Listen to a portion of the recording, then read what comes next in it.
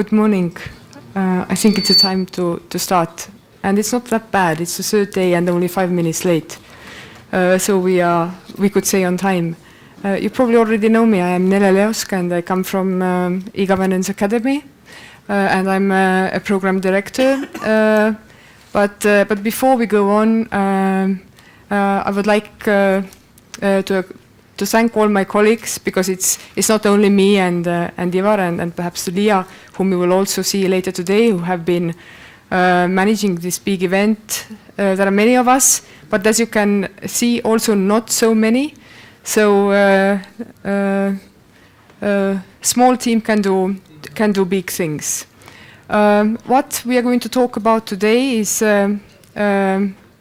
electronic participation. Over the last 2 days, we have been hearing about e-government and e-governance, and there have been talks what is more important, either being visible or not being visible. What makes things happen? Is it providing good services, or is it citizen participation? So we have been trying to find an answer how the things are, and you can see a scale here. We have always been promoting the balanced e-governance, so we believe that both of the sides are equally important and have to be developed hand by hand.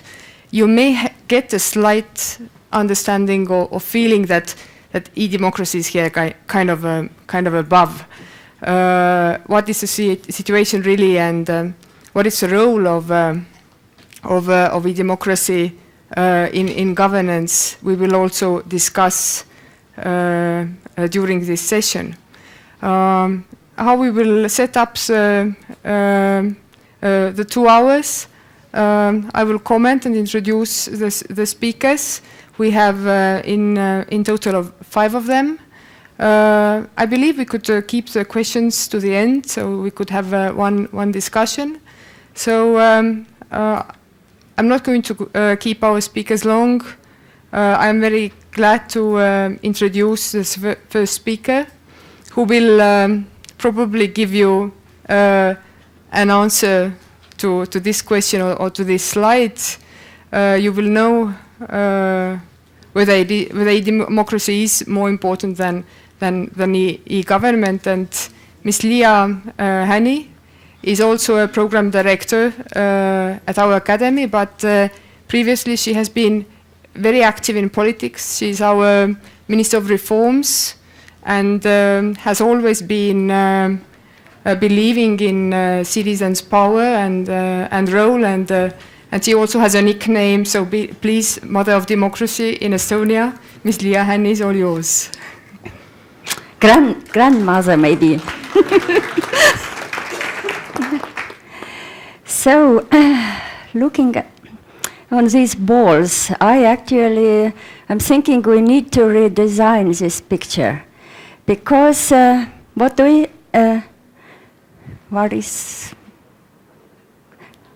to change, where I lost the opportunity to change the slide. Nele, kus see on? Okay. I keep everything to myself, yeah. Okay. So, as I said, maybe we don't need 2 balls anymore, because the main message I got from this conference. Next. Yes, the main message I got from here is that e-engagement is an essential component of a modern e-governance. It was expressed in different words during this conference. For example, our minister, Juhani, said we have one package, e-government. And this one package is, of course, e-administration, e-services, but also e-participation and e-democracy. We heard a lot about open government. And if you think what open government means, actually, this is government which has the same targets as electronic democracy.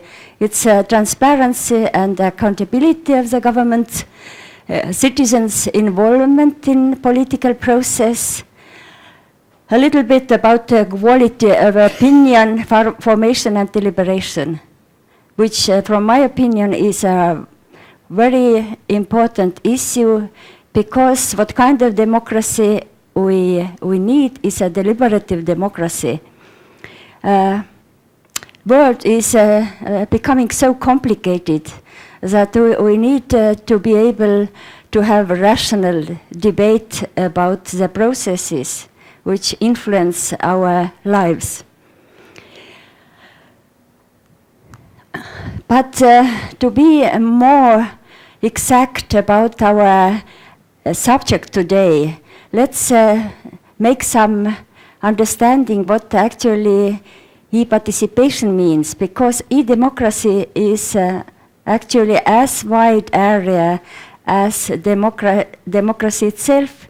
So we can have different classification of different areas of electronic democracy. I have one here on my slide. E-participation means government and citizens interaction, mostly. Although participation has also very wide meaning, participation in businesses, in everyday communication, but let's have our talk here about citizens and government interaction. Grassroots activism is very important. We just heard important keynotes from Pippa Norris, and we understand that grassroots activism may create a new situation and affect governments, even to get governments step back. So these are not separate layers of democracy, but very closely interlinked with each other. But as related to our topic, of course, we need to think how citizen activism should affect government policy, not during revolutionary events, but during our everyday normal political life. Of course, political campaigns online is a very important issue. We can see here in Estonia that political parties not having enough resources and having a lot of voters in internet try to bring their campaigns in the internet. And we studied how it happened during the last elections we had in Estonia. And indeed, we can notice considerable effect of internet campaigning. And e-voting is the last one. There will be discussion about e-voting during next session. You know that Estonia is pioneering, and some people think we are too enthusiastic about electronic or internet voting, that it is still, we need to take concern about security. But somebody needs to pioneer, and I am happy that my country has taken this role. But personally, I think e-voting is still not like a powerful tool of electronic democracy. It is more like a modern service provided to citizens to ease their voting exercise. So I like this very simple picture about government-citizens interaction. There are, of course, much more complicated pictures about the stages of the interaction, about ladder of government-citizens interaction or spectrum. There are different names how to describe this process, but I think this three-stage picture is quite good to understand that e-participation has actually also different stages, different opportunities, and even different tools to be effective. The first layer is information. Information is always basic. If citizens don't know what government is doing, there is no opportunity to participate face-to-face or electronically. So information is basis. The next stage is that government starts to be interested what citizens think about their activities, about their ideas, to draft a new policy document or legislation. But still, consultation phase means that government has initiative. Government asks and citizens respond. It's also very important for democratic governance, but even having consultation in place, we still can expect that government should open their minds what citizens propose to have in political agenda. And this most advanced stage we can call active participation. I think it's better to call it real partnership. Partnership in policy making, partnership in democracy. And now, reminding these three different stages of government-citizens interaction, we can ask about what kind of tools we have, electronic tools to advance these three stages. One very typical slide to explain that we need to have a look at all political cycle. It is not that you need to involve people only if some important policy issues are under discussion. All policy cycle means that that citizens should be able to have their input during agenda setting phase, policy formulation phase, which is of course very important. Decision making is still a prerogative of our representative bodies, but in some countries, of course, also popular referendums are in use. Not so much in my country. Policy implementation is a very important phase where people can have their feedback about their experiences using new electronic services. It's very natural that using the service you immediately can also say, is it good to make some proposals to improve the service? And policy analysis and evaluation. Who is the best to evaluate the influence of policy than people who are using the opportunities provided the policy? Therefore, let's think about how to involve people during all the phases of policy making cycle. What I want to say you is that policy matters. It has been a lot of talk about success of Estonia, and of course it was too rosy picture actually I got from here, but I started to think what may be the reasons that still we are quite a successful country implementing new technology. And I remembered this first document, first policy document about principles of Estonian information policy. I was at that time member of the parliament, and my colleague Ivar Tallo was one of the initiators of drafting this piece of legislation. And I think what is important that we realized that technology creates quite a new situation, new environment.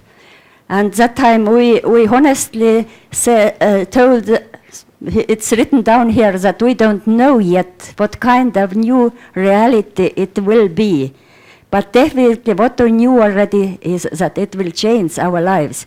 And I think this understanding about the importance of technology reshaping our everyday reality was a reason why we were able to pass in Parliament the law, amendment of the law, to introduce a digital identity, to introduce ID card.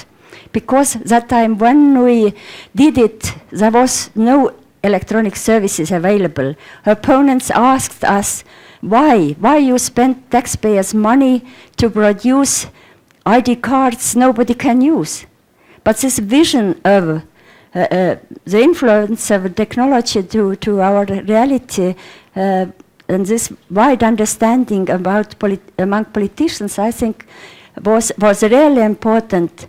And also what we thought that time is that the technology will shape interaction between the state and citizens. And as example of this thinking was our first portal. We called it Today I Decide, or Direct Democracy Portal. And this boy we called Tom. It's Täna otsustan mina. It's abbreviation Tom, a boy's name, not an Estonian name, but we tried to remember it. This boy was with us from 2001, 2008. It didn't die, although it was beginning of my career as an electronic democrat to observe what's going on in this portal, which was intended to invite people to put forward their ideas. What should be improved in our legislation, in our policy making. So it was like a citizens' initiative portal. And we started to look what's going on, and you will have an opportunity today to know more about how it worked. So I'm not going to spend money on that or time on that. But actually, yes, we observed the history or how this portal is working, and every year we organize the celebration of Tom's birthday, which was like to make a review what has happened and to have ideas how to improve things. And what happened 2008 was that this boy was not, of course, dead, but it was integrated to the e-participation portal of Estonian government. And it was very important to understand that maybe we are going to talk about one-stop shop or window for electronic services, but for electronic participation it is also very important to have one place where people can come and contribute to policy making. And for that time it was also obvious that different ministries started to work out their own platforms for citizen engagement, like Ministry of Economy and Communication has its own participation portal and so on. And we thought it is good to integrate Today I Decide system to this wider portal for online consultations. So I know the time is short, but I have some slides about providing information. In Estonia, indeed, this first act on public information, I think it is the most important and revolutionary acts for information society development in Estonia.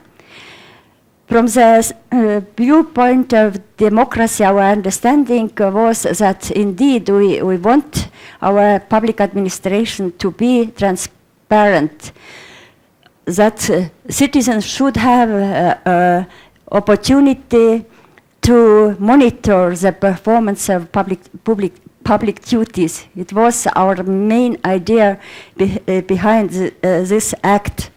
And we had some principles how access to the public information should be guaranteed, and also some tools how it is exercised. So request for information is what people can use when they don't find the information they want to have. Websites of public institution, it was obligation for all public institutions to open websites. Even local rural communities were needed to do it, although it was not so easy, and the talk was and debate about who should pay for that. And it is an issue, who is responsible for information society development? Is it the central government, or are local governments also stakeholders? And our decision was that it is our joint activity, that also local governments should have some money to support information society development in their communities. We have, of course, document registers, and from 2009 we also have access to the content of documents, not only the macro data. Of course, if there is a limitations of privacy, it's a different story. And free access to the internet in public libraries, it was very necessary, and it might be still necessary to have all society integrated into information society. And it allowed us, for example, to have official bulletin of legislation, to have only electronic format, because there was an opportunity to ask for printing in public libraries. Of course, there is a long list of obligatory online content. Our public institutions should display on their websites. What might be important for e-participation is that drafts of policy documents and legal acts should be also displayed before they are going to be approved by institutions. But of course now we are about outcomes of implementing a Public Information Act. As I said, it's from my opinion, it's quite a revolutionary act in sense that we have a wide access to the information. But this moment and 10 years after passing this act first, we need to ask from ourselves, is it enough in this new situation we have? And the issue is about open data, making not only information available, but also raw data available in machine-readable format. And it is an issue our government is debating now. Okay, online consultations, we will hear about this topic later on. So, and Government of Estonia also has some important information system for consulting with citizens, and next speakers will told about you. So I'm looking, is it something important I want to stress? And that this is what is our situation now. There is a debate going on about, do we need to regulate decision-making process, or should it be like a development of public culture so that public officials are ready and capable of doing online and face-to-face public consultation, public participation. And my observations are, and I think also we are reaching consensus with State Chancellery at least, that there should be some regulation in place where this regulation should make a decision-making process open in certain stages so that public will know what's going on, and public will also have an opportunity to contribute to decision-making process. It doesn't mean that every piece of small legislation will be is necessary to consult and to have a long process prepared consultation, but in principle, all decision-making process should be visible for citizens. And of course, this is a new demand for government agencies to open up all their activities, but also for citizens, because if we want to be partners, real partners of our government, we need to have a capacity to be serious, to be rational, not to use the typical online speech, providing our input. And but this is also our activity by e-Governance Academy, try to raise awareness on information society and electronic democracy in Estonia. Thank you.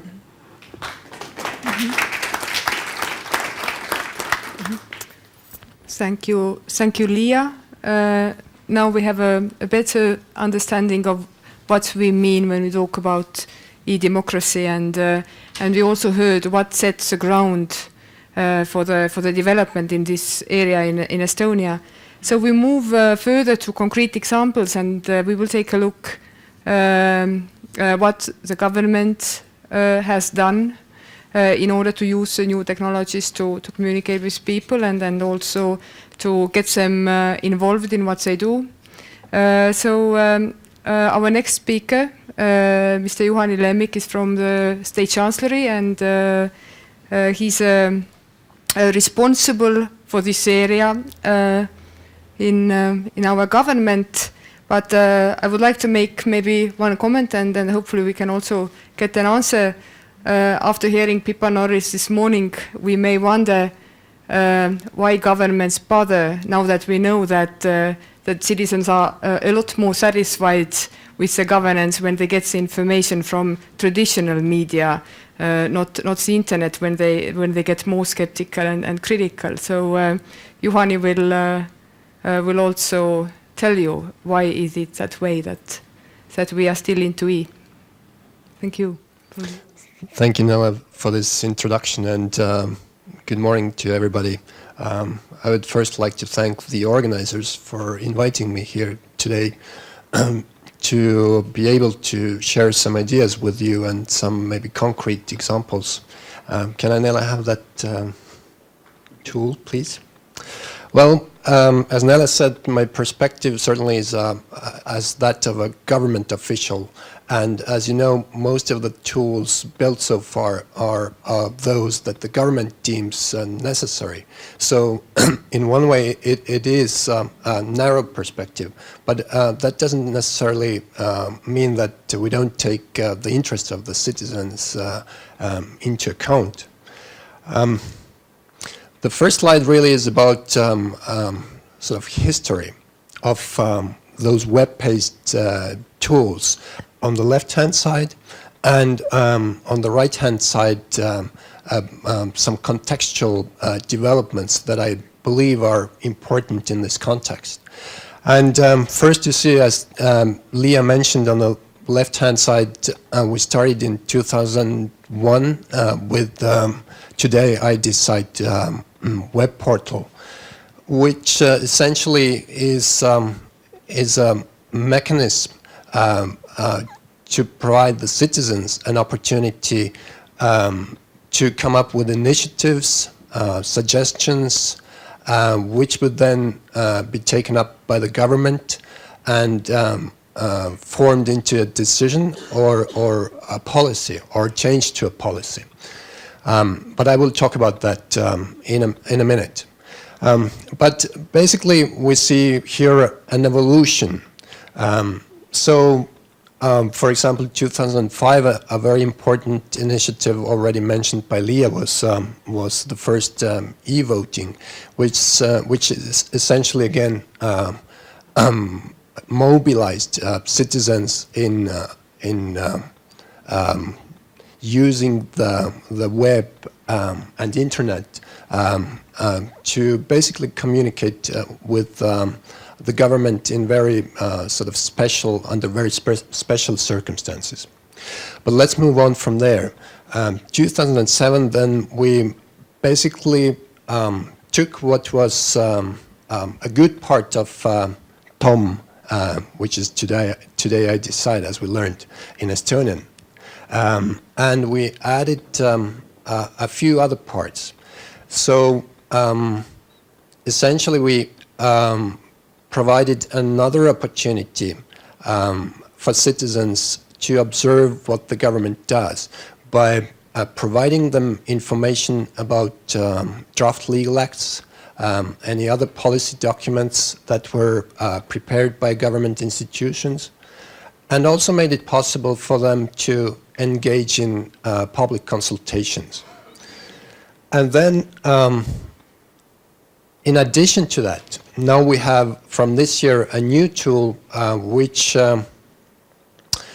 tries to make basically these pieces or bits to sum up in a better system in which what I already described, this information would be more easily accessible, and also perhaps more easily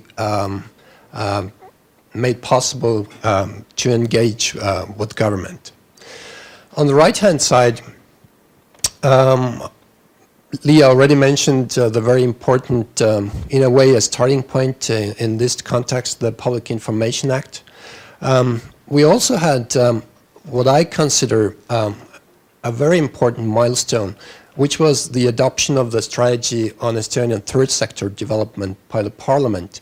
And a few years after came a more concrete action plan, which was for the government to implement. So that showed the will of the government and also the readiness by the public sector to become more engaged. And I think it also put a pressure on the whole entire civil service to make an effort, because it's not really a very comfortable thing for civil servants in their everyday job to also communicate with the public, or to take up initiative on their side to make e-participation work. And another milestone in 2005 was the adoption of the Code of Practice of Citizen Engagement. And it's a set of principles which guide the activities of public institutions by basically saying that public consultation is a necessary part of each civil servant's job. Having said that, it doesn't regulate how exactly they should do that job well. And perhaps I should jump right into my job and also what is about to come effective from next year is exactly to regulate a bit more how that interaction should function. And perhaps the last thing on this slide, you see in 2009, a very sort of energetic group of people, entirely sort of citizen, but basically entirely civic or civil initiative, was about to be launched in one day to collect as many ideas from as many people living in Estonia, which would make their life better in their neighborhood or in the whole state. And in just one day, some 11,000 people gathered all around the country, and they brainstormed what is good for the society, for themselves, for the neighborhood. And it was an excellent example of sort of citizen-to-citizen initiative that Leia referred to earlier. But it also had its impact on the work of the government, because some of these initiatives certainly required some decisions taken by local governments or the central government. So based on these ideas and their involvement, some of them made also to the sort of government ranks. And they were also facilitated by some expert groups. So they were not just ideas, but well articulated and well sort of shaped ideas that fit better the sort of thinking in the government. So perhaps a few words about TEED then. It started, as I said, as an initiative by the government to encourage people to come up with ideas through one dedicated web page. So how exactly did it work? Well, there was usually a sort of 5-step process to be followed. First, obviously, a submission by any citizen, and describing perhaps so what is behind that idea. I don't know, making parking more accessible in their neighborhood, whatever. But certainly it was something which reached rather the central government than the local government, and sometimes it's not easy for a citizen to make that distinction. Then all the rest of the users of that web page were able to comment on that idea, basically to discuss it, shape it, criticize if necessary. And then after a certain period, such as 2 weeks, or maybe longer, the initiator was in a position then to sort of edit the idea and put it in the shape that it wanted to be voted on. Then voting ensued. A simple majority decided whether it was successful, and if it was, then the idea was signed by the initiator, submitted to the government office, which is equivalent to the state chancellery, and then it was signed by that time by the prime minister and sent to a government ministry for deliberation. In about 5 years' time, when some conclusions were made, the portal had about 6,600 users, about 1,500 ideas and other submissions were presented. They were commented on about 6,600 times, so basically each idea received roughly 4 to 5 responses, which is not awfully a lot, as you see. And the number of hits on the web page was roughly 80,000 a month, which is, considering the number of population, about 6% of the population. The problem with that was that only about 2 to 5% of ideas were successful in triggering a response by the government organizations which were positive towards that submission. And a usual problem when we surveyed a little bit was that government officials thought that the ideas were not mature enough. They didn't fit their own work plans, priorities, and due to that they said that, well, thank you for the idea, it's an excellent one, and we will deal with it in due course, which may have never come. So certainly that's something we may discuss later. It is difficult to make the government officials be positive about those. And maybe there's also a need for a mechanism to somehow support the initiators in shaping the ideas in a way which would make them sort of better fit the government thinking. So, as I said, as the next sort of evolutionary step was to build on that previous experience and add some other sort of dimensions to that. So I mentioned public consultations, as well as presenting draft bills to the public so that they would be able to first be better informed what the government was doing, and then also to comment if necessary. I mentioned the code of public engagement, and I said it's rather non-regulatory, so to say.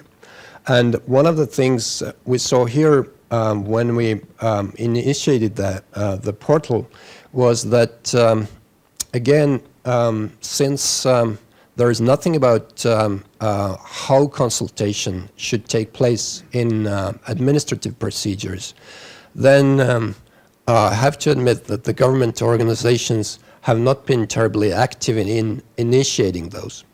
There are some very good examples when everything has been done, so to say, by the book. But all in all, it's not a very common practice in engaging the public through this tool.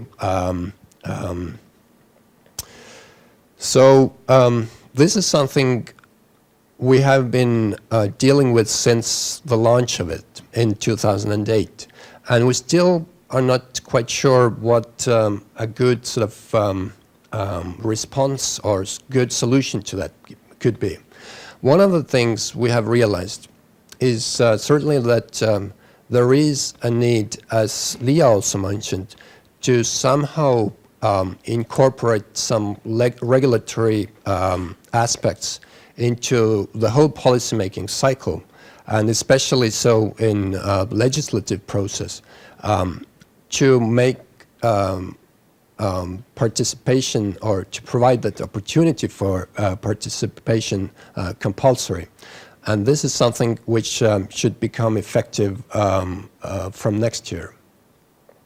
By the way, I believe that Nele will present you shortly after my presentation a presentation of this next tool we will talk about by a minister of the government. And this now should be sort of the ideal model, so to say, how this all comes together. So let me tell you a few words about the tool which we call Information System for Draft Acts. Here you see that all the draft acts go through this web page, and some of them can be then put up to public consultation. So there are sort of basically three sections on it: public consultations, drafts sent for consultation with other government agencies, and then drafts which have been already adopted by the government and potentially submitted for Parliament for deliberation. So I'm not going to go into that at the moment. So here are a few sort of perhaps educational messages that we deliver usually to civil servants if they get involved in initiating consultation, public consultations. What are the things to keep an eye on? And one of the crucial things, I think, it's that these documents themselves don't tell a citizen a lot, but there is a need to provide always sort of an explanatory letter, if you want, but not in the sort of sense of legal act that are also accompanied with explanatory letters, but sort of a simple explanation what is expected from citizens and what responses the government is actually looking for. And that would help a lot to make those public consultations work better. So some of the conclusions, these tools are certainly useful, but they hardly work as standalone things. Everything which relates to managing those web-based tools, it needs sort of supervision and support by dedicated officials. But they also need sort of, should I say, sort of marketing for the citizens actually to know that they are available. And this is not just one-off process, it's a constant struggle. And finally, as I said already, these e-participation tools probably don't work terribly well if they are not incorporated into everyday job of civil servants through either legislative process that they need to take those initiatives seriously, or through other means. But this is also, I think, something up for discussion. So thank you very much, and I think I give floor now to the next speaker, and we get into discussion video. later. Okay. Yes. The video. Yes. Thanks. Thank you, Juhan.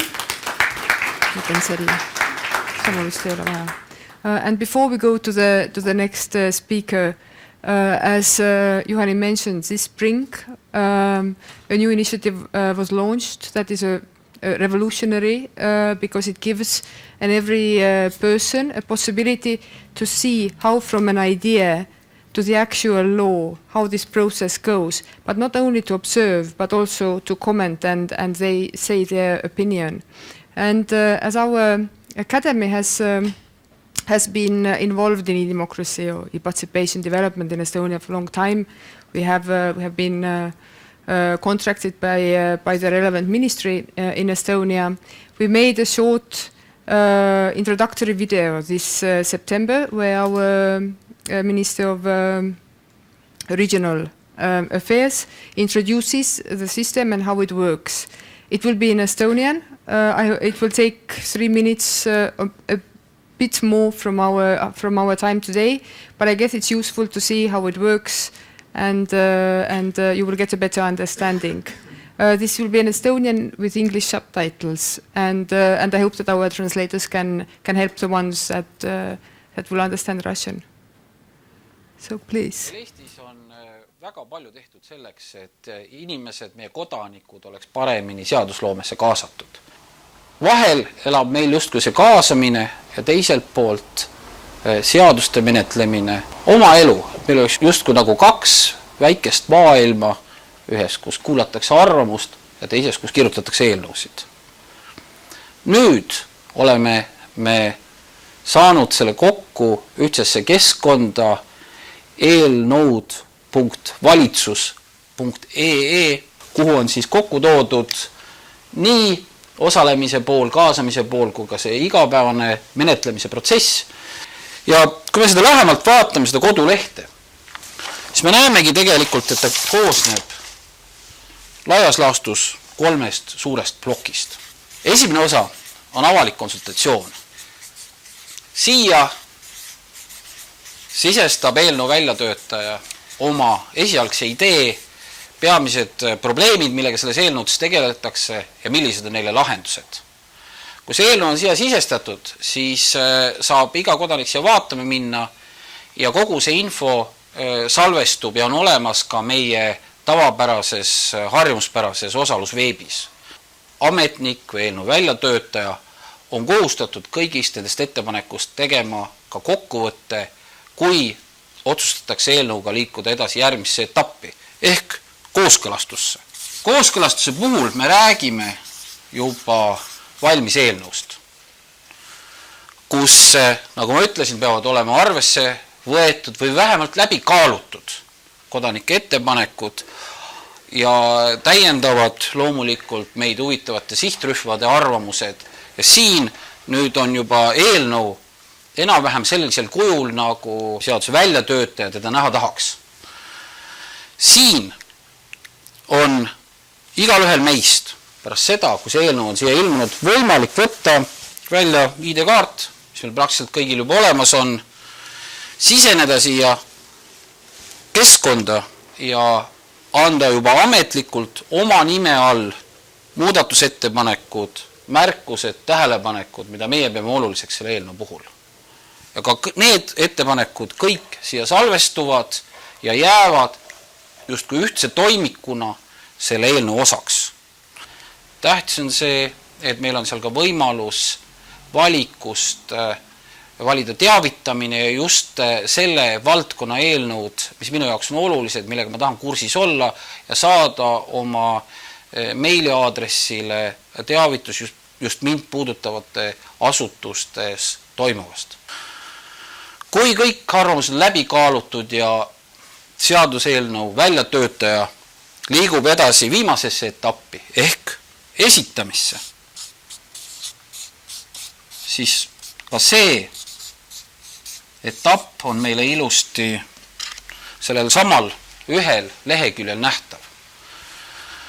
Miks see meile vajalik on see, et me ju tahame teada, palju siis tegelikult nendest ettepanekustest arvesse võeti ja kas see, mis meile tagasisidena anti nende ettepanekute osas, kas tõesti see vastab tõele, see avalikustamine on meile heaks kontrollimehhanismiks.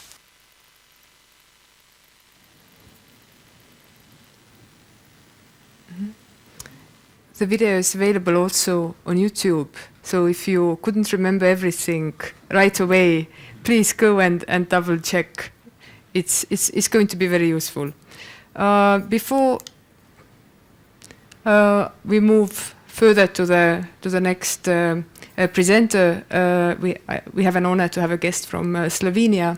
I would like to go back to the already many times mentioned Tom. So in 2008, it was the end of the Tom in a way that we had it. But what we did in Estonia, we integrated into the participation tool Osale. But what we also did, we analyzed it together with State Chancellery and also European University Institute. I do not see any of my co-workers at that time here, but they are definitely present at the conference, so maybe you will meet them later. We analyzed and we developed a better tool that we call TRD Plus, so that in Estonian means Täna otsustan mina plus. It is on open source, we can all use it. There was a brochure, perhaps you have it in your bag. If you do not have it, please take. There is a source code for the tool, and there are also manuals for the administrators and manuals for the users and also manuals for citizens, so that we know what to do, when, and how to do it, to do it the best. I am not going to explain the functions because they are relatively similar to what you already heard, what Tom was like, slightly better. You can also make it even better yourself. We will see one practical example of Slovenia. Slovenian government started to use it, I think 2 years ago, if I'm not mistaken. So the communication officer from the government of Slovenia is here to tell us what they did, why, and what they learned from it. So maybe by the end of his presentation we will have an answer also whether solutions and models can be exported, and if they can, how and when. So Blaž, Palir, please. Thank you. Good afternoon, ladies and gentlemen. Let me start by saying that I'm really honored to be the only foreigner in the e-Estonia tutorials. And I'm here to present to you the experience of the Slovenian government with implementing the open source solution that our Estonian colleagues developed. I work at the government communication office, and one of our tasks is the direct communication with our citizen. In that task, we engage with our citizen, answering their questions, receiving their and responding to their suggestions that they send via email, phone, and all sorts of other communication channels. And as regards the suggestion part of our direct communication, we always felt that we could do more, that we could offer them some sort of a platform that would help them when drafting and sending the suggestion to the central government. So in the beginning of 2009, we gave it a closer look and had some ideas what we could gain if we implemented the platform, or what we felt is missing. So we thought that the suggestion and the responses of the government should be made public, because before it was one-on-one communication, government communicating with one particular citizen. So we thought that that will bring about public scrutiny over the government responses, which in turn could also mean higher quality of government responses. We also hoped that by making these suggestions public, we would lower the number of the reoccurring suggestions. So if somebody sent a suggestion that already existed, we could say, well, we already answered that, and you can find the answer on the web. And also, which we felt was really important, that the people could see the feedback from the government. They could see that the government cares about their suggestions, even enough that some of them got implemented.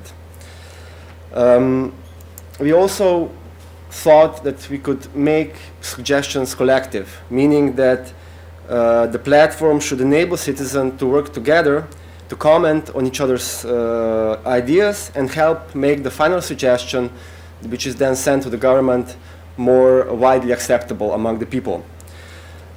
And we also wanted that the citizens could show support for particular suggestions and also have the power to choose which ones are the most important and which ones get then forwarded to the government for answering.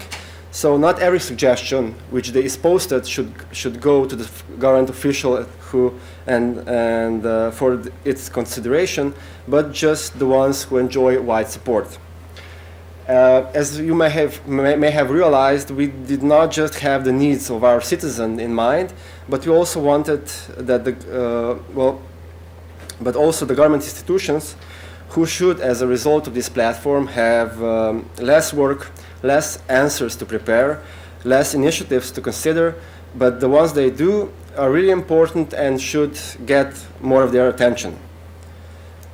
When we are talking to different subjects in the private sector about the development of the platform, we also took a look around at other different countries to see what they were doing in the field. We took a look at the e-petitions in the UK, the e-government initiative in the USA, and we stumbled upon the Estonian project, TID+, and we realized that it was based upon years of practical experience and academic research. It met most of our needs. It meant that we didn't have to do any development. And with that, we were saving money and time, and we didn't have to pay for any licenses. So we only had to pay for the upgrades and for the maintenance of the platform. And at the beginning, before we started, we had some, let's say, fears. Because we thought citizens will not take time to register. Therefore, we upgraded the open source of the TID so that citizens can use Facebook Connect, and that in turn makes their registration and also login procedure a bit easier. We were afraid that citizens will not participate if they cannot remain anonymous. So, in order to register, you do not need to give us your real name. We don't need any of your personal data, but the only thing that you have to have is an active email. But with anonymity come inappropriate comments. As you may know, the suggestions are published after the moderator checks it, but the comments are on published subjects or published ideas are visible in real time.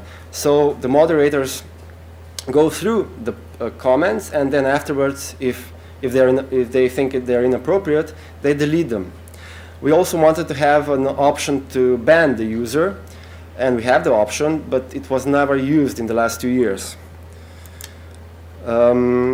We're also afraid that the interest of the people will be so small that the suggestions will be adopted by just a few votes. So let's say one vote for and zero votes against. So we implemented a quorum, a 5% voting quorum, of all the users, but at the beginning 5% of all users, and later on we changed it to 5% of active users. We were afraid that users will eventually lose interest, and that's why we implemented a weekly newsletter which informs the users about new suggestions and most popular suggestions that are currently in the process of voting or in the debate on the platform. And the last fear, which has proven to be the most justified, was that the government ministries and agencies will not respond on time, or the quality of their answers will be poor.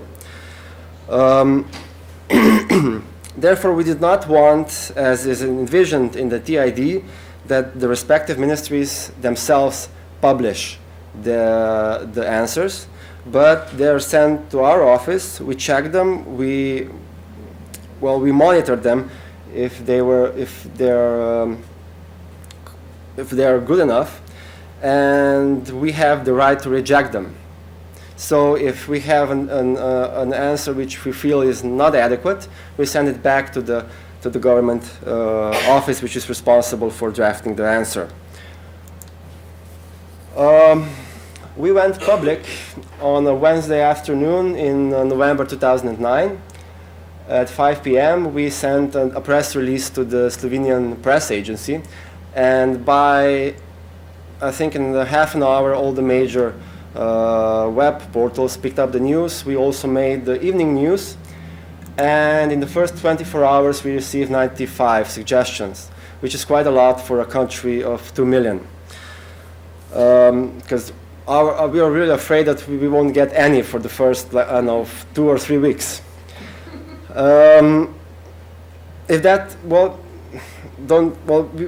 Let's just say that we were even more afraid when we saw the number, because we promised everybody they'll have less work, and that meant you'll have more work. After 2 years, or less than 2 years, we have almost 6,000 registered users. We have 2,000 suggestions, or 3 per day. We got 12,000 comments, or 6 per each suggestion. We had 20,000 votes cast, and 460 suggestions got the majority support and were forwarded to the ministries and agencies responsible for drafting the answer. We already published 428 government answers, and we put them in different categories. As you can see, 40% of them were negative. Almost 50% said that the solution already in place is sufficient and addresses the issue, or that something similar is already planned to be implemented. 10% of the suggestions, answers, they say that, it is one of the possible solutions, but we'll see which one we implement. And 3% of suggestions got a positive response. Well, you might think that's a small number. Well, it is a small number, but I have to emphasize that these are the suggestions that required a policy change or a change in existing legal regulations, which were not planned before. So if the government responded, well, we were already planning to do that, we didn't put it in the positive response. We only put suggestions that its implementation would be the direct consequence of the debate that took part in the platform. As regards these positive answers, they're really small issues. The big ones, like changing the pension system, solving the financial crisis, they were not too well accepted. But small things like lowering the duties on vehicles used for transport of disabled got through. More parking spots for motorbikes in the cities, and my favorite, lower value-added tax on washable diapers. This one is interesting because I think it was a mistake by the legislator when the regulation was adopted, because washable diapers had a higher value-added tax than disposable diapers. So why tax more something that is more eco-friendly? It took the Ministry of Finance, I think, 14 days to implement that one because they were really embarrassed about it. But the big issue is that the quality of government responses. We took a survey among our users, from which we concluded, they identified that justified rejection or acceptance of proposals and thorough analysis of the proposal as the most important aspect of the whole process. But they also identified these two aspects as the most inadequate. So on our part, we kind of agree with them because sometimes we get responses from the government officials saying, well, that's the law. That's how it is. And the users feel that, well, the government is there to change the laws. And we couldn't agree with them more. So we implemented two small remedies which could help the issue. The first one was that the government instructed the ministries and agencies to designate special coordinators for the ministries who are now responsible to check the answer before it's sent for us to be published. And the second one was we also raised the bar. We always had the possibility to reject the answer, but we didn't use it often because we always felt, well, it will make the whole answering process longer. But in the survey we conducted, the users told us that they don't really care about how long it takes, just as the answer should be a quality answer, and the reasons for rejecting their initiative should be good and justified reasons. Success. Well, we made the platform operational in less than 6 months from the point when we had the idea we should do something. And it took us 6 months, not because of technical issues, but because we had to go through the administrative procedure for projects. We spent 16,000 euros in 2 years. We received some unexpected numbers, high statistics, when compared to Estonia, even better. And we got a positive response, which is the most important thing, from users, from academia, and from the media. And which is really important that the media today in Slovenia uses the platform to find what is worth reporting about. They find on this platform the issues that get in the evening news. Slovenia on the EU e-participation index. As you can see, we had a really negative. We were falling from 2000 to 2008. And would anybody care to guess where we were in 2010? Just 1 year after we published the platform. Well, we made 20. We asked our researchers, well, both of them in Slovenia who deal with e-democracy, and they said that they don't really know how that could happen. They don't see any other reason than this platform. And we also asked the United Nations, was it us? Well, they said that the project fundamentally influenced the Slovenia's position on the list, but they didn't want to go into details. So, thank you.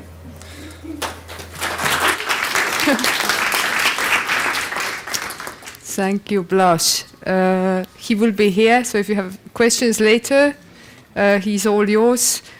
I have mixed feelings now, Blaž. On the one hand, I am happy that our experience has went on so well. On the other hand, I have a feeling you might have done a little bit better. But you all know what to do in order to get a better ranking. If you do it for 15 years, like we have done, you will get a ranking of 9. So I wish you good luck and lots of work. But now we move further to the next topic and presenter and social media and politics. That has been an issue of this conference already for 3 days. We heard a lot this morning from Pippa Norris. Before I have an honor to present our next speaker, I will perhaps give you slight background information. Last year, when our parliament had its last months to work, we analyzed the use of social media among our parliament members, and out of 101, 36 use social media. I think it is okay, but just okay. And just a brief information. What is the most popular channel? It is not Twitter that rules here. It is Facebook or a blog. But usually it is used in a combined way. You can hardly see anybody only blogging or only tweeting or only in Facebook. But there are only 7 who used blog, Facebook, and Twitter. So we had a competition to choose the best member of the parliament in social media. And we had 2 competitions. We had a professional jury, and then we had a public opinion. We chose the jury side for today's event, and as one of the jury members said, he's consistent and quotable. So please, a member of the parliament, also this year, or in the new parliament, Mr. Marko Mihkelson, he will tell you more why he has chosen to be in Twitter, Facebook, and blog, what it has taken him and what it has given him. So please. Missugust seda sa tahad? Äkki sellist või ma ei tea, kas see töötab?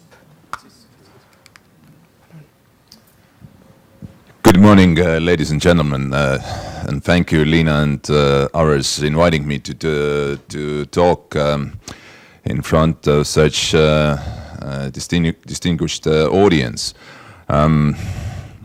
I don't have a show there. Oh yeah. But I will share some sort of thoughts of a politician who is using the tools what were described like blog, Twitter, Facebook, and who is acting in politics. I've been in politics relatively short time of period. It's my 3rd term in parliament. I was elected in 2003 at a time when Estonia didn't have yet e-elections or internet elections. And but I, as a former journalist, this gives you some sort of hint why I'm so active sometimes in blogs or Facebook or Twitter. But nevertheless, I think that the world, as we all know, has been relatively dynamic around these last 8 or 10 years time, and I think so. This what we saw before here up on the board shows also how quickly things are happening, both here in Estonia or some other place in the world, or in Slovenia, for instance. So it also influences quite a bit us politicians who have to keep some sort of base with this dynamics, and both in government as ministers or in parliament as members of parliament. For me, this was very educative. I tell you honestly, some things I saw first time in my life, what was up here. So it's this is more to our e-governments academy as well, to teach not only our citizens but our politicians as well, more how to keep track on with all the changes happening in our life so quickly. As I mentioned, that the life has been very dynamic, and the way how in Estonia political decisions are made, but also how people can participate in decision making has changed dramatically. And I think so. The starting point here is the way how people can actually the key of their vote. And I think so this is a key question, and this very much influences their activity in e-participation as well. Obviously, during this conference, you have heard about our e-voting system and the possibilities of people to vote on different elections, municipal, European Parliament elections, or national elections. And the number of participants growing quite steadily and quite fastly. And during last elections, what we had just a few months ago in March, I had, just from my personal experience, I got 4,000 votes. I was elected to parliament, and out of those 4,000, 44% were given via internet. This was one of the highest, and I think so this tells also or explains the connection that I have been let's say, relatively active in social media, blogging, using Facebook and Twitter, and I think so. This is the trend which obviously will expand more during next elections in the future. Now, this is obviously up to each politician. And up to each politician's profile, how he or she acts in public sort of sphere. When Liina mentioned she was a member of parliament in last century, in the 90s, and also at the beginning of this century, yeah, sure. As you all know, the politicians are the public figures, but I think so they never have been as public as they are today. And even if they don't blog, or even if they don't use Facebook or Twitter, they are much more accessible to public via whatever tools we have in today's e-world or cyberspace, like online media. I used to be a journalist, as I mentioned, and also editor-in-chief of Estonian biggest news daily during the last century.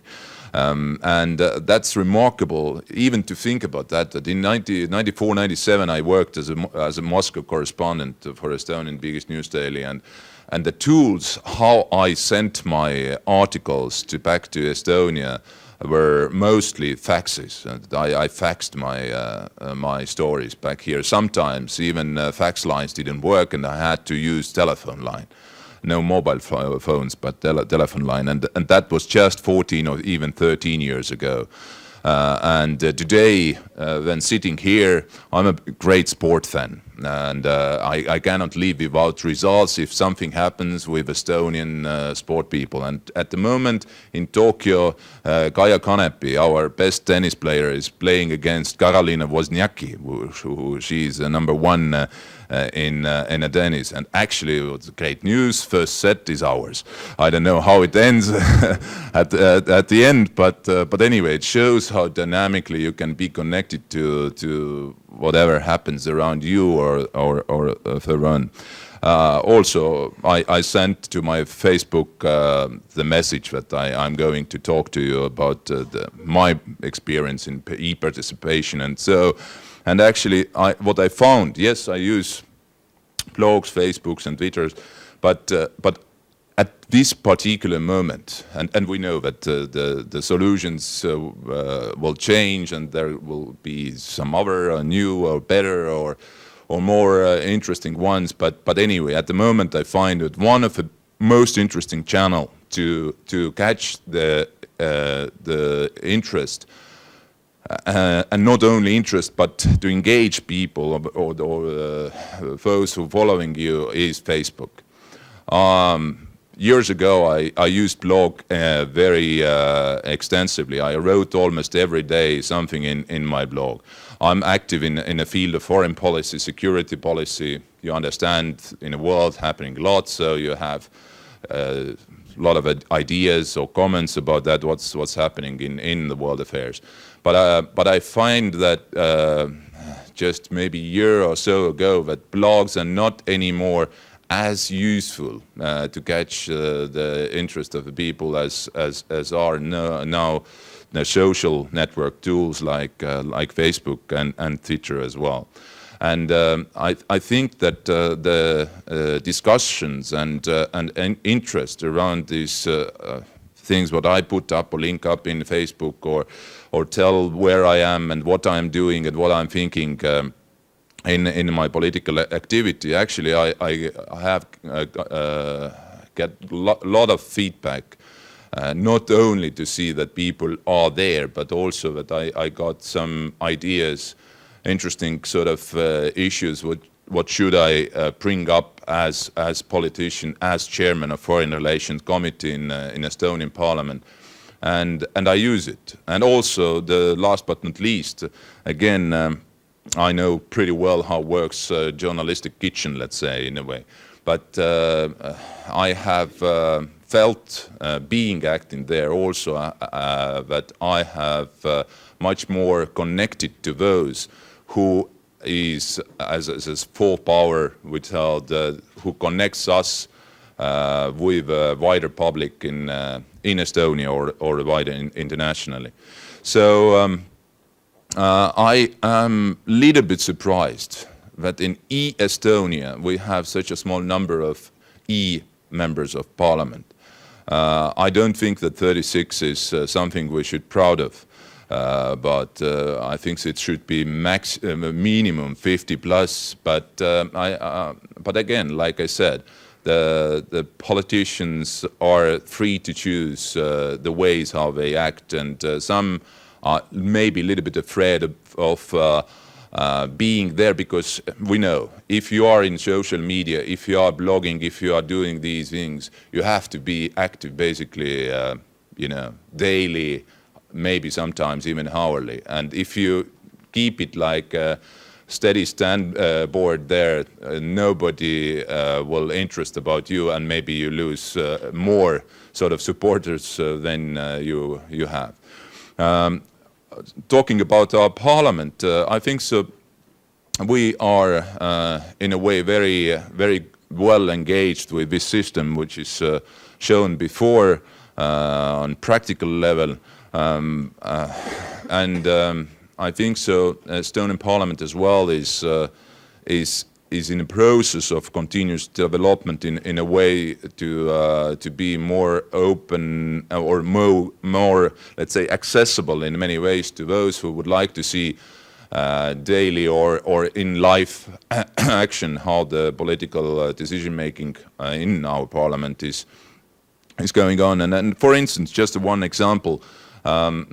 Usually our meetings of committees are closed ones if we do not decide otherwise. But being in former parliament as the chair of EU Affairs Committee, I decided to have our meeting with our Prime Minister before Prime Minister goes to EU current meetings with his colleagues. And to have an open session with web coverage and everything around it. We didn't, obviously this is, everybody could check it through internet or so, or journalists or people are waited to our meetings, but what we see, there is not that great interest about that. And I think so what is important, having these solutions or giving opportunities to participate. Also, I think so that we, on the other hand, should work also to strengthen civil society and to strengthen those interest groups on a local level or national level who themselves are more active to participate and to use these tools, what the excellent ones what we have in for instance in Estonia. So I think so this is just very beginning anyway, and as we know and we have witnessed during whatever time back to history, that the things can change quite rapidly. And Estonia, luckily, we are a small country, we can quite quickly change, quickly adopt new solutions, both in technology or in even in thinking. So in that regard, summing up my very short remarks here, I think that we should work in our parliament as well to engage more politicians to be active in this field, but also otherwise to engage people to understand that they could understand better that this is something which really matters and really can influence the decisions what we make in politics. Thank you very much. Thank you. Thank you, Marko. I hope you have time to attend for some of the questions that our audience may have. So the constant time pressure has also gotten to this room. So we go further and see what has been done at the local level. Yesterday morning, you heard that there is no difference between towns and rural areas in Estonia. I was wondering whether I should say that it's not the case or not, so I'm saying it's not really the case. There is a big discrepancy between different areas in Estonia, and some local municipalities are doing well, some not so well. We have been analyzing the situation for many years, and this is not the survey from this or last year, it's from 2009 that we finished in 2010. Just to draw your attention to some of the figures, when we took a look at all the websites of our local governments to see what kind of information is there and what kind of feedback possibilities are provided and how can local people take part in what the local government is doing. So you can see over there that you can get all the names and contacts of local government council members. You know what is political preference. Almost 80 have minutes of the meetings. So you get information on what your council is doing. But if you want to have a say, it is not all that rosy. You can ask information, but when it comes to more discussion, giving you ideas, having feedback on this, it is relatively poor. So there is a clear sign that local governments need to be pushed and they need some assistance. We are not the only ones in the academy to recognize this. The Ministry of Interior in Estonia has also taken some steps in order to make this situation better. There were, or still are, two big initiatives. We are introducing one here. So we have the project manager from the Ministry of Interior, Henri Pook, and he will introduce you how we got local governments online and how local people can take online real-time part in what the local government is doing. But I'm not going into details. Henri is here, and please enlighten. Thank you. Is this microphone also works? Yes, thank you. Maybe you can put it more louder. Okay, now it's better. Thank you. First of all, it's not only e-participation is not only the possibility that you have a chance to give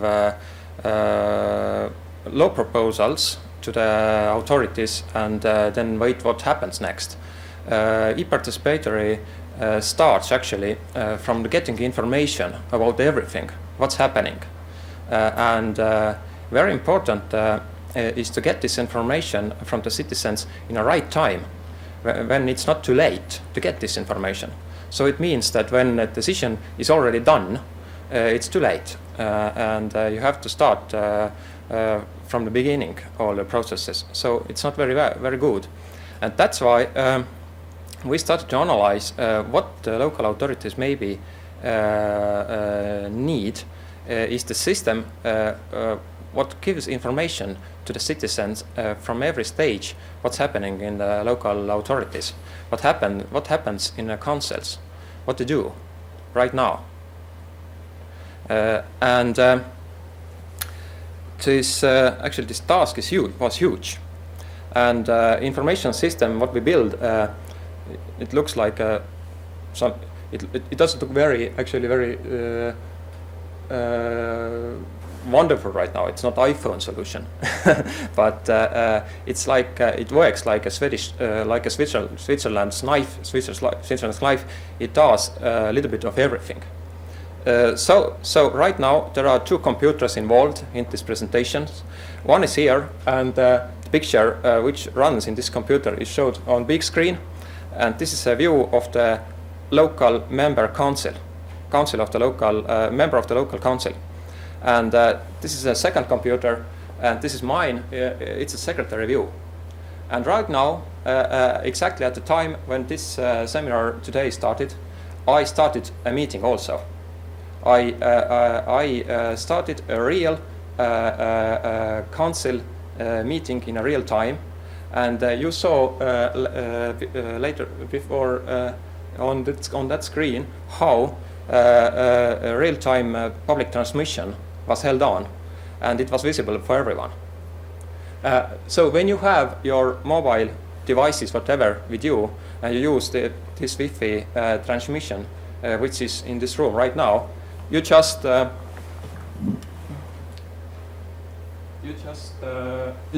type this address www.volis.ee, and you can access to the public view of the meeting right now, what's happening right now here.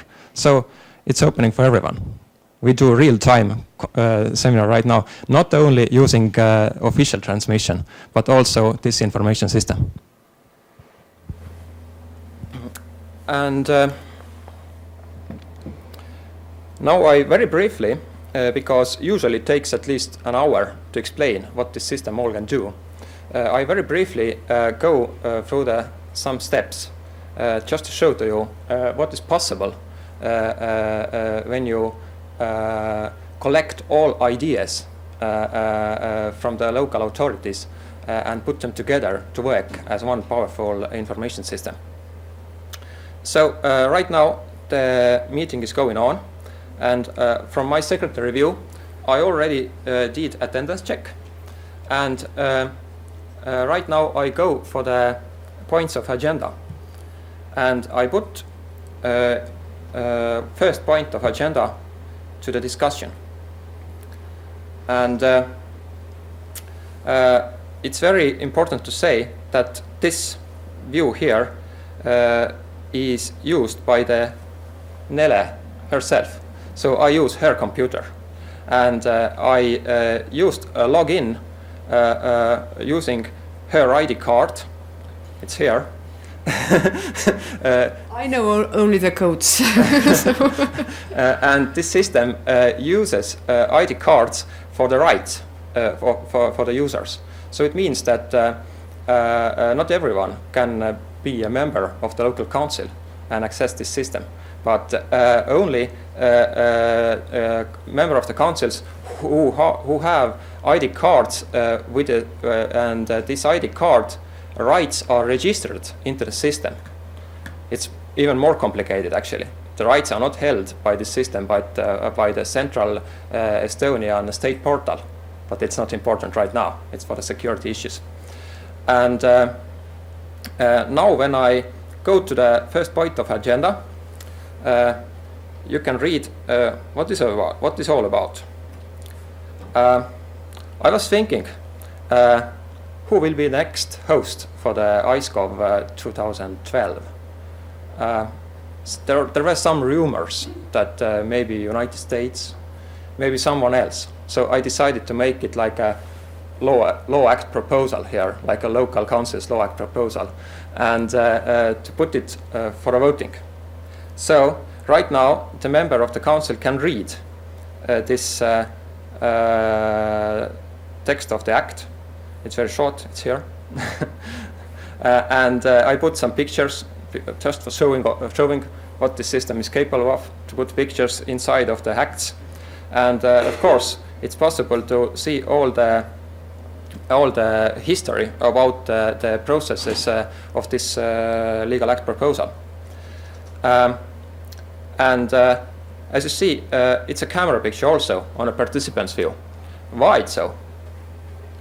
It waits 2 seconds until it changes. I now went to the webcam of this computer. It takes 2 seconds to reach a picture from the secondary view to the central server and back to this room. So that's why it waits 2 seconds. It's time. But actually, it creates a possibility that Nele, as a member of the council, she has no need to be in a room. I can take this computer, her computer, and walk away and continue to being at the meeting without any problem. So it creates interesting issues. The system allows held meetings of the local councils actually without being in the room of the local council. Quite attractive, isn't it?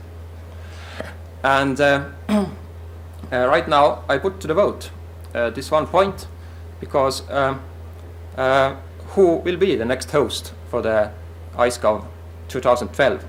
I have two proposal amendments here. One is USA. Let's see. Let's go for USA. And another is Antarctica. I don't know why it's Antarctica. Perhaps for the diplomatic reasons, because actually no one lives there. And let's go for a voting. And as you see, on a Nele's computer, there are buttons evolved in a real time. So now she can be against, favor, or what, or just say that I'm here, but I do not vote. Or I do not like to vote right now. So I think USA. It's for Antarctica actually. Do you want to be for the favor? Not a bad idea. Not bad idea, but you're against. Okay. Yeah. So she's against. Okay, her vote is done, and my secretary view, you see, she was against. It's already in the protocol. And I also not very much like the idea to being next year in Antarctica, so let's, I am also against, and two rest of people who are just involved into the meeting, they didn't decide. So it's accepted. No, it's rejected. And let's enter the result. So this is what's going. And right now, this first amendment was now voted, and we know that Antarctica was not an issue. Is not an issue right now. So let's go for United States.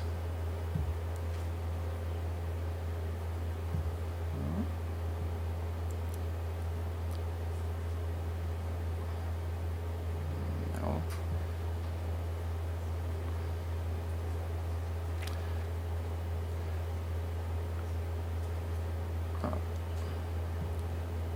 It wants me to put Antarctica all the time.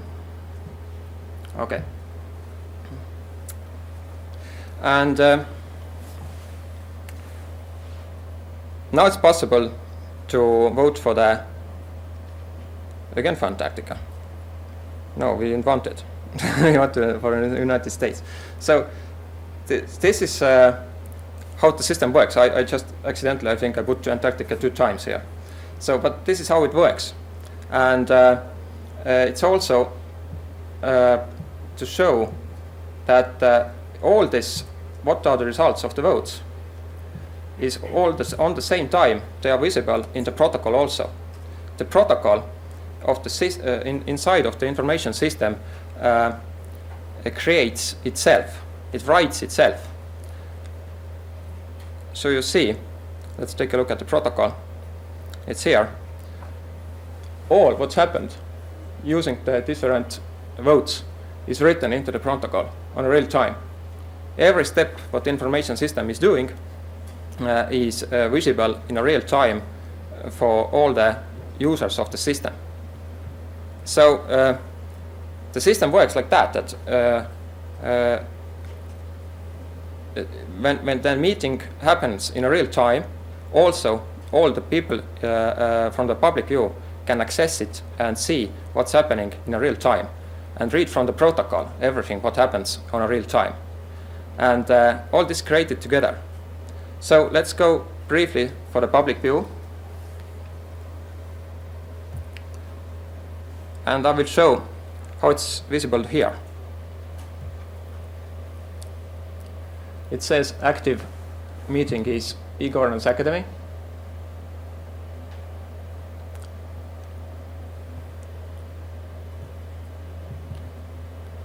And now this is a public view.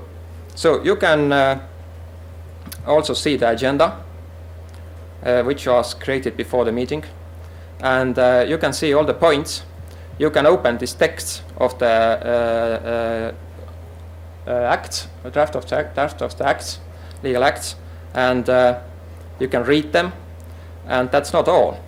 You also can read the protocol. You also can see in what point people are right now. You also can read the text of the act without opening of it. It's possible to download this act document, and you can see the results. First voting was held, and graphically shown that this was rejected. So that's how it's going. And it's not only the visual transmission from the meeting of the local council, which is possible to take a look at. You also can access to the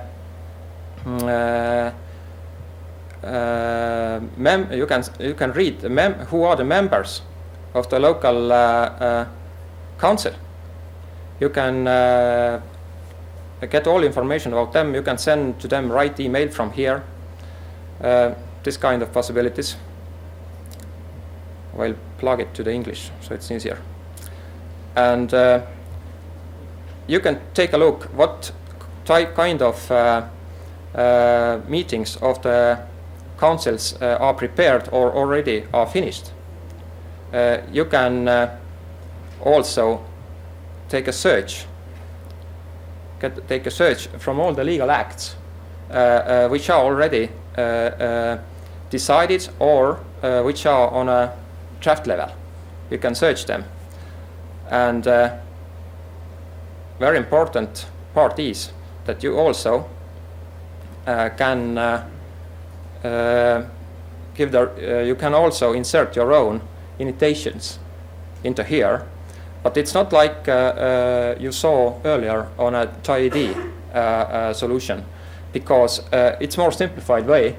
You just type what you think about some kind of new draft or about some legal act, and this information is sent to the secretary of the local council, and now they can decide what to do with that. But there's one more issue.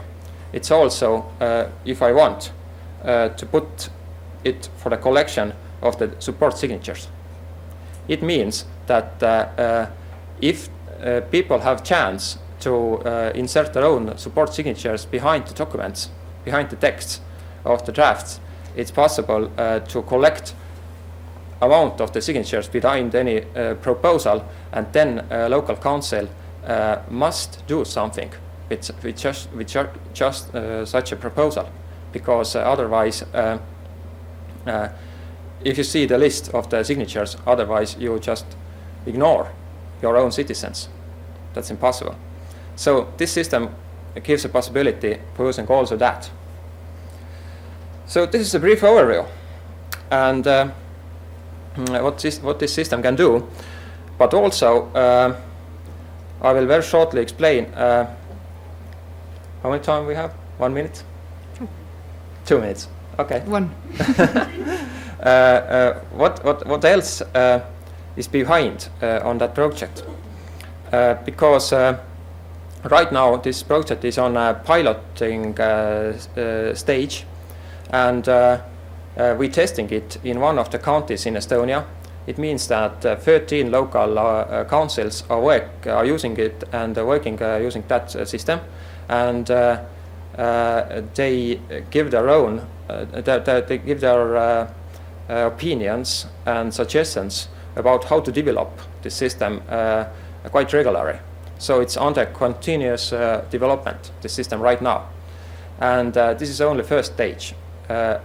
If it's tested completely, then the second stage will be to make from it software which is also possible to use, also not in Estonia, but more broadly. It's also made in open source code. So right now it's very closely related to the Estonian IT infrastructure, but it's also possible to create different type of links and put it work more simplified way. So it's like we are now in a very serious testing period of something which is works in absolutely different ways. You can real time monitoring in the future what's happening in the local councils in every possible way. So that's it, and thank you. Thank you, Henri. And for those who might wonder, what was he talking about? Don't worry, it took me a little bit more than 15 minutes to understand how it all works and what it provides, but it is definitely a high level and a new good initiative. So Henri will be here, so you can grab him for some personal demos and perhaps even get into this if you have an ID card. We have some 10-15 minutes. I would like to ask our panelists for final questions. I hope that you have gathered some good ones for yourself. So Marko and Juhani, Liia and Blaž and Henri. I think I will continue with this meeting from here. Ah, please. So I would take. I have some. I have done my thinking here, but I would like to give the floor to you at first. So, does anybody of you have any questions to any of our presenters? Jerzy, yeah? I'm Jerzy Celichowski of Open Society Institute. I wonder whether, when you talk about e-democracy, there are two ways of thinking. One about direct democracy, when people decide all kinds of questions over time, or second, of strengthening representative democracy. Have you had these discussions within Estonia? It looks to me that you've decided to, on the second option. What's your thinking about this? Do you have a preference or? Okay. Yeah. Liia. We are not going to change our political system so quickly. We have representative democracy, and this moment our aim is to strengthen representative democracy by introducing also strong participatory component. But we very well understand that having electronic or internet voting in Estonia, we actually have better preconditions to involve more direct democracy in our political life.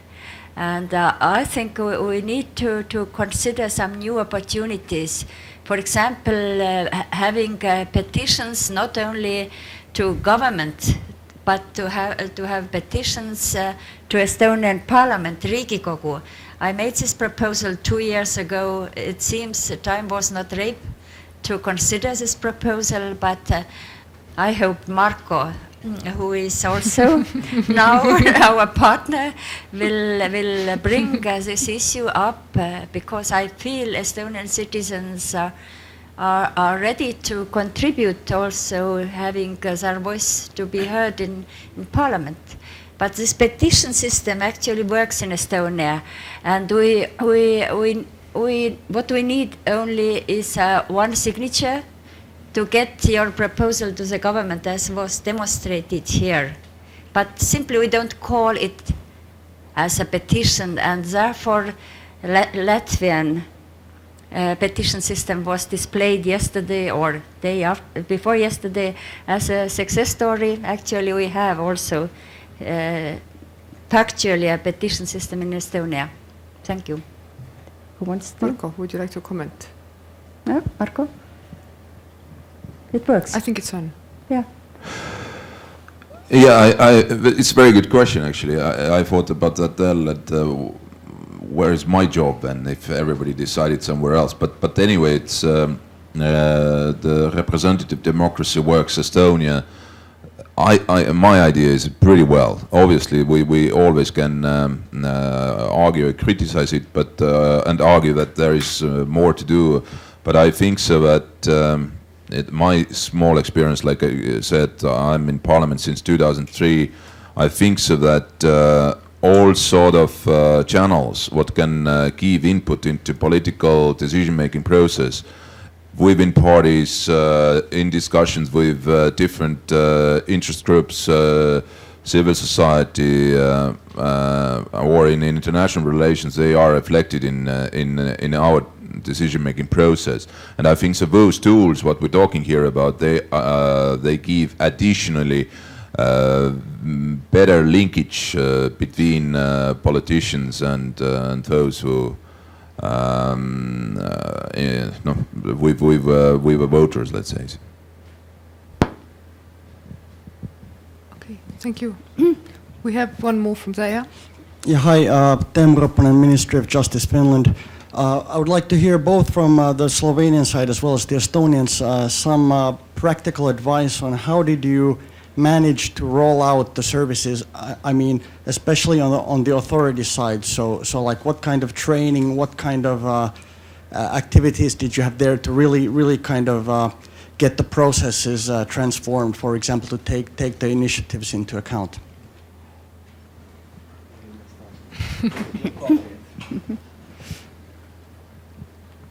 Okay, thank you for that question.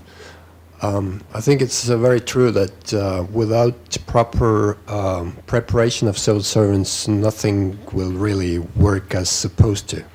So we started with a lot of training.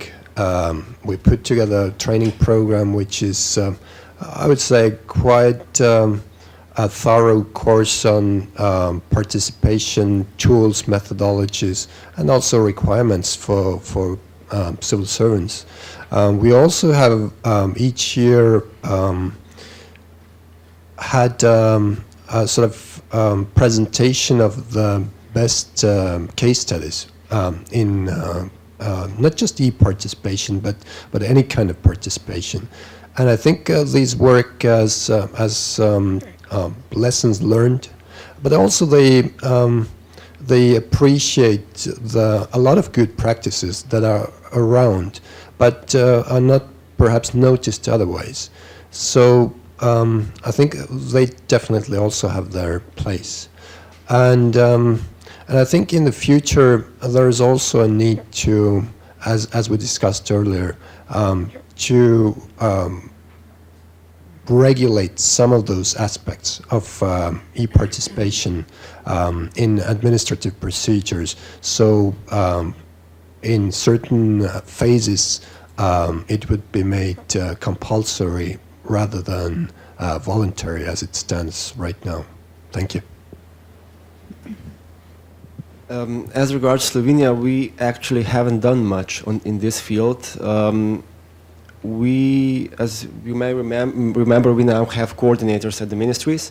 When the ministry named the coordinator, we sent them a memo what is expected of them.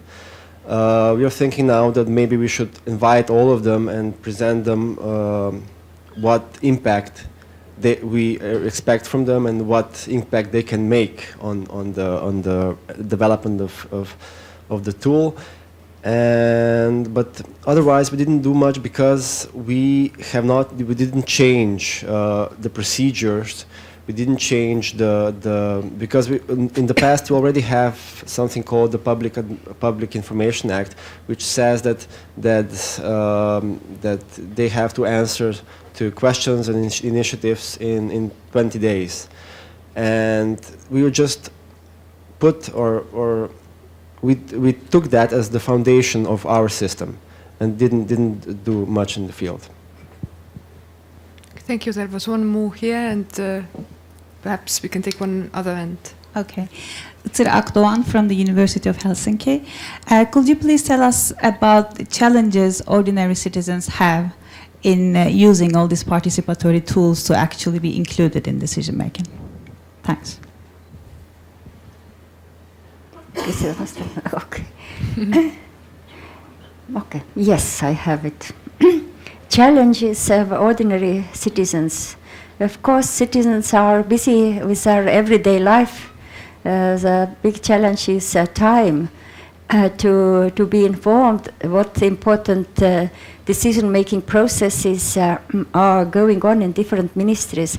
And that's why this new system where we bring together decision-making processes in different ministries gives an opportunity to ask for information.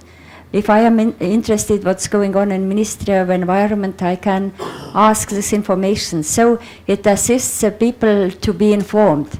And to be informed is a first step of engagement. Then I can decide, do I would like to or want to contribute or not. But of course it's also citizens' education. Because to be constructive, you need to understand the policy-making process, and also to understand that policy is always a compromise. That as a citizens you cannot demand from politicians and from civil servants that my opinion will be considered and will be in this document. So it's a constant education process to understand how democratic society works. And I am happy that Estonian civil society has understood our role, and that the government action plan to support civil society activities also involves a special chapter on participation, including electronic participation. Thank you. We take a comment and a question from short there. Question. Siiri Sille from Chancellery of the Estonian Parliament. Social media is not only very useful tool for single MP, but also for public institutions like parliaments. Also some standing committees are even represented there. And could you please, Mr. Mihkelson, describe very briefly as chair of standing committee your experiences in this context? Thank you. Thanks. Good question. When I was chair of Foreign Affairs Committee in 2003, back then and first were elected to Parliament, I was surprised that none of our standing committees had a own website. And I initiated the first one in Foreign Relations Committee. When I became chairman of EU Affairs Committee, I discovered 4 years later that none web pages existing on EU Affairs Committee. And now, when I again chair of Foreign Affairs Committee, I discovered that web page is still working. But now we have other tools like Facebook, and I initiated Facebook account for our standing committee. Not all standing committees doing this yet, but I think so. We at least, like I said earlier, that we are in a process of finding the better ways to connect with the people. Like I said, Estonian Parliament work as such. Our sessions are all visible through internet. You can read, I think, half hour after the session is ended, already stenogram on our webpage, and see how the laws are, in what procedural stage they are in the parliament. So everything is quite well accessible in net, but actually what we in Estonia is sometimes lacking in is the understanding that the quite important bit of work has been done in standing committees of a parliament. And like I said earlier, our committee's work is by the law, not public, but behind the sort of doors, and if we don't decide otherwise.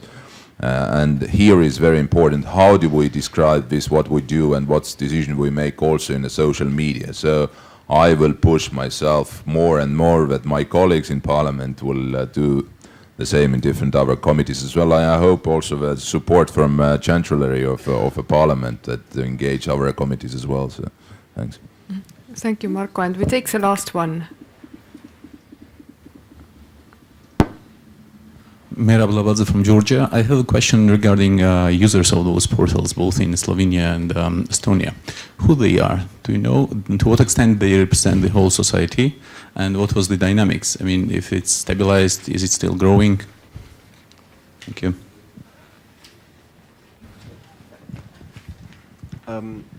As I said before, we did a survey.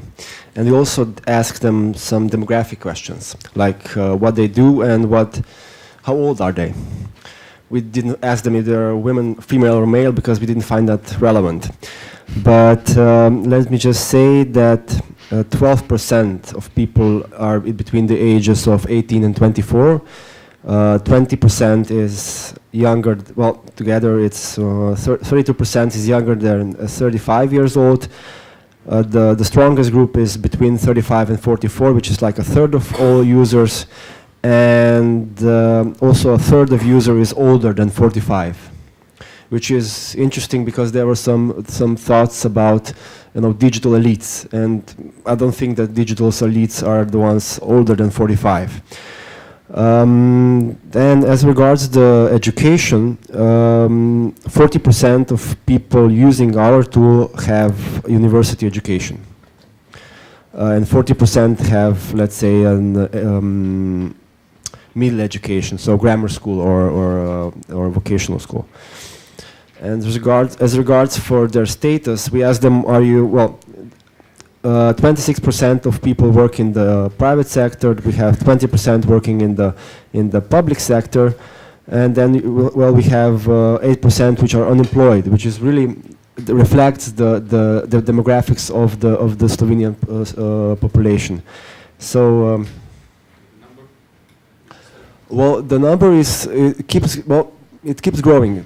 At the beginning, we had a lot of people interesting, but it depends. If, like, we have some spikes, because you know, we had a suggestion about animal police, not canines in the police force, but just a special force who would monitor that animals don't get mistreated. And which is really big. They gathered a lot of support on Facebook, and just I think that 15% or 20% of all the users joined just to support that suggestions. And we also had one similar, which like got 1,000 votes just on that suggestion. So it depends. It depends on the media coverage. It depends on the issues currently debated by the government, and it shows in the participation and also the rise of the number of users. Thank you. I'm afraid I don't have the exact figures with me, but I can tell you from our early experience and anecdotal evidence of civil servants actually being active in the voting process, and precisely from the ministries that the issues were targeted to. So basically, they in that way being anonymous, were able to vote down the questions posed, and that way they reduced their workload or whatever motivation they may have had. So this question of anonymity certainly raised through that process, and I think that's something to consider. There are both advantages and disadvantages around that, as we know. Thank you. Thank you. We are close to having lunch. I thank you, and I thank all the panelists. I hope you can continue the discussion later, and also here in this room when we will discuss e-voting. That was also mentioned several times during this event, so thank you. But before we entirely close, I have some announcements. I felt an enormous pressure to tell you that this seminar took place because of structural fund support. And the other announcement is that there is a Datel session starting at 2 o'clock about electronic land management in next room. There was a mistake in the brochure. So you know that you can also choose between e-voting and the land management. Thank you. Thank you.